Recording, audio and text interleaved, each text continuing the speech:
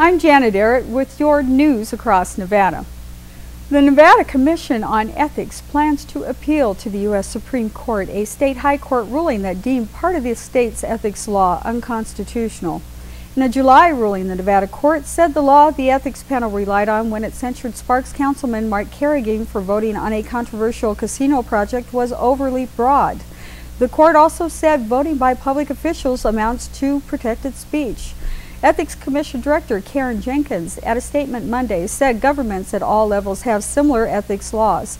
Jenkins says the petition for appeal is being handled without charge by the Supreme Court Litigation Clinic at the University of Virginia School of Law.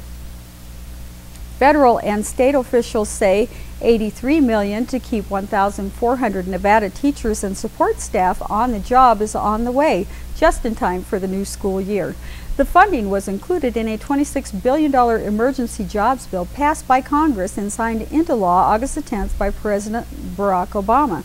Senator Harry Reid said Monday Nevada was one of the first states to apply for the one-time funding that will help as the state faces a projected $3 billion budget shortfall and record unemployment. Governor Jim Gibbons says he appreciates the speedy approval of the state's application.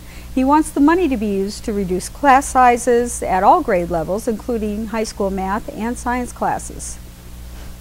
A conservative group is launching an automated phone campaign against the Nevada Assembly's Republican minority leader for suggesting that the state consider a grocery tax to help plug a projected $3 billion deficit. Assemblyman Pete Gossiochia last week suggested a 2% tax on food would generate about $500 million and should be put to voters. On Monday, Citizen Outreach President Chuck Muth announced a robocall campaign giving residents the option to be connected to Gossiochia by pressing 1. The message urges voters to tell him to put government on a diet instead of taxing your fruits and vegetables.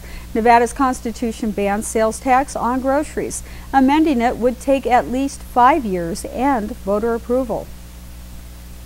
Authorities in Las Vegas have identified a 47-year-old Hawaii man who shot himself to death outside a terminal at McCarran International Airport.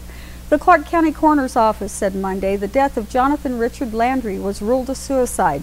Landry died about 5:30 p.m. Sunday after authorities say he shot himself in the chest on a sidewalk outside an entrance to Airport's Terminal 2 International Flights Complex. Police didn't immediately respond to requests for comment about how long Landry had been in Las Vegas or what led to the shooting. No other injuries were reported.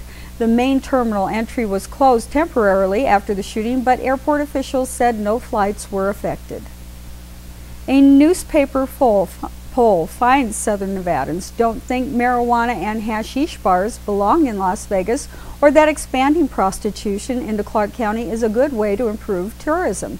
64% of respondents in a local survey reported Monday opposing allowing brothels in Las Vegas and Clark County. 30% supported the idea. An overwhelming 79% say they don't want Dutch-style hashish or marijuana bars in Las Vegas, with 19% in support. The poll of 405 registered Clark County voters was conducted by Mason-Dixon Polling and Research of Washington, D.C. It had a sampling error margin of minus 5 percentage points. Voters statewide rejected legalizing marijuana in 2002 and 2006. And that's your news across Nevada. I'm Janet Arrett.